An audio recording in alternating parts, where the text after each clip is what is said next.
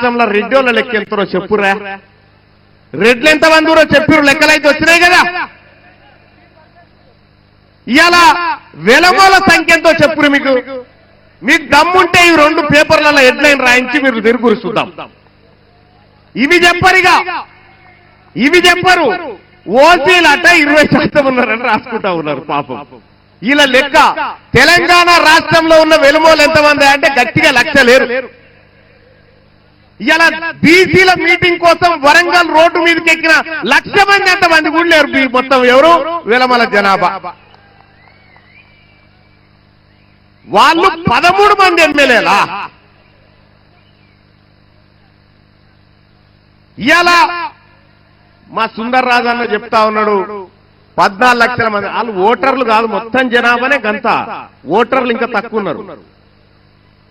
పిడికేడు మంది లేరు, పిడికేడు మంది లేరు.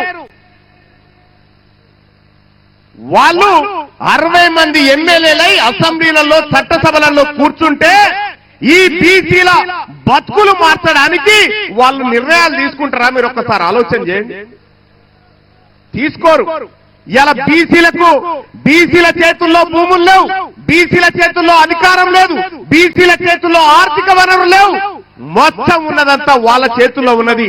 కానీ బీసీ ప్రజలారా గుర్తుపెట్టుకోండి, నిన్నటి దాకా ఒక లెక్క, ఇయాల్టి నుంచి ఇంకొక లెక్క.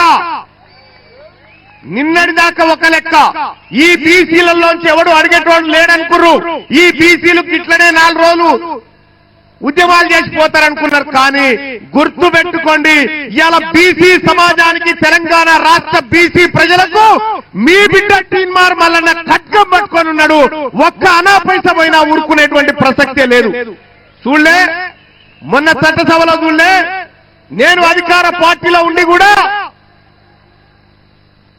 మొన్న ఇప్పుడే చెప్పిన 1,20,000 కోట్ల రూపాయలు మనం జమ చేస్తున్నామని. నేను మొన్న మండల్లో మాట్లాడినా, ఎంత ఇస్తున్నారా బడ్జెట్ల బీసీల కంటే 9,000 కోట్లు. 1,20,000 కోట్లు తీసుకొని 9,000 కోట్ల రూపాయలు మనకిస్తారట. అంటే ఎవరి సొమ్ముతో ఎవరు బతుకున్నానా? ఎవరి సొమ్ముతో ఎవరు బతుకులు? మన కష్టంతో వాళ్ళు బతుకుంటే మనకు సేవ చేస్తున్నట్టు అని చెప్తా ఉన్నారు. నేను ఈ వరంగల్ వేదిక నుంచి చెప్తా ఉన్నా, మర్యాదగా బీసీల కుర్చీలు ఖాళీ చేయండి, మర్యాదగా బీసీల కుర్చీలు ఖాళీ చేయండి. మా బిడ్డలంతా తయారున్నారు ఈడ ఎక్కడానికి, కుర్చీలు ఎక్కడానికి మా బిడ్డలు తయారున్నారు. ఇలా సిద్ధమేనా? ఉన్నారా? మా బిడ్డలు ఇవాళ కుర్చీలు ఎక్కడానికి సిద్ధంగా ఉన్నారు. ఒక ఆయన పొద్దుగాల లైవ్ నడుస్తా ఉంటే ఒక ఆయన కామెంట్ పెట్టి నడుస్తున్నా. ఆయన పేరేందో ఉండే, నా ఫోన్లో ఉండే. మహేశ్వర్ రెడ్డి అని ఒక ఆయన కామెంట్ పెట్టింది. ఏంటంటే బీసీలంతా మా ఉత్సదాగాలరా అని పెట్టిందన్న. చూస్తారా కామెంట్? ఇక చూడరు, బీసీలంతానట రెడ్ల ఉత్సదాగాల, మా ఉత్సదాగాలరా అని చెప్పి అలా కామెంట్ పెడతా ఉంటే, ఇంకా ఏం సోపది మీకు మాకు? జరా ఈ కెమెరా ఏదైతే ఉందో ఇది జూమ్ చేయండి వాయిస్. ఈ లైవ్ స్క్రీన్ల మీద కనిపించేటువంటి కెమెరా ఇక చూడండి. మహేష్ రెడ్డి అట బీసీలు ఎప్పుడు మా ఉత్సదాగాల్సిందే అని చెప్పి, బీసీల మాట వాళ్ళ ఉత్సదాగన్నట. ఎవనుత్స ఎవడు దాగితే ఇలా 1,20,00,000 రూపాయలు మా సొమ్ము, 1,20,000 కోట్ల రూపాయలు మా సొమ్ము మీరు దాగుకుంటా, మా బీసీల ఉత్స మీరు దాగుకుంటా మమ్మల్ని ఉత్స దాగమంటారా? దొంగ నా కొడుకులారా, మా సొమ్ము కదా ఇది, మా సొమ్ము దాగుకుంటా మమ్మల్ని.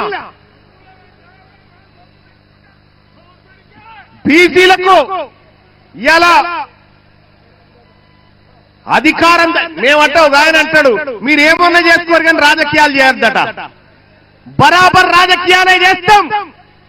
మా బిడ్డ శ్రీకాంతాచారి ఆత్మ బలిదానం చేస్తే ఆ శవంకాడ కాపుకున్న దొంగలు మీరు ఇలా మా బీసీల గురించి మాట్లాడతారా?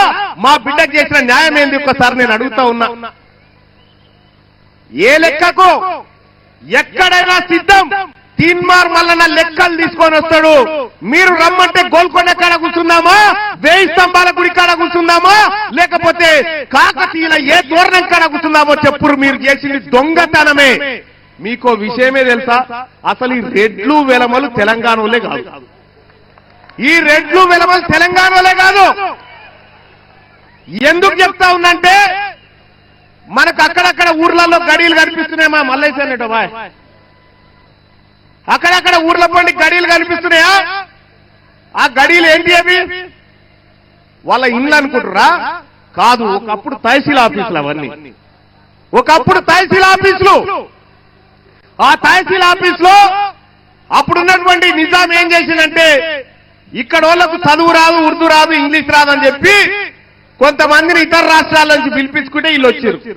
వీళ్ళు వచ్చి అలా దొరబడి పన్నులు వసూలు చేసుకుంటా మొత్తం భూమి సంపద అంతా వాళ్ళ పేరు మీద రాసుకున్నారు. వీళ్ళు మనోళ్ళు కాదు. ఈ వరంగల్ ఆర్ట్స్ కాలేజ్ వేదికలో జరుగుతున్నటువంటి ఈ సభ రెడ్లకు వెలమలకు మనం విడాకులు తీసుకుంటా ఉన్నాం వాళ్ళతోటి. చేస్తా ఉన్నాను.